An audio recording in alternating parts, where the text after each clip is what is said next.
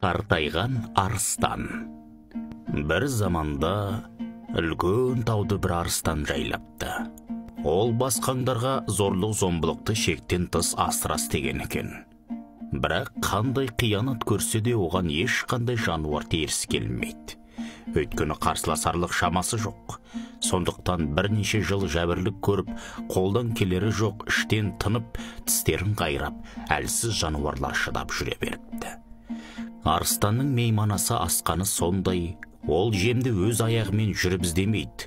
Оған өзінің бұйрығы бойынша семіз сиыр, семіз жылқы, қой, бұғы, марал секілді жануарлар белгілі тәртіп бойынша келіп тұрады.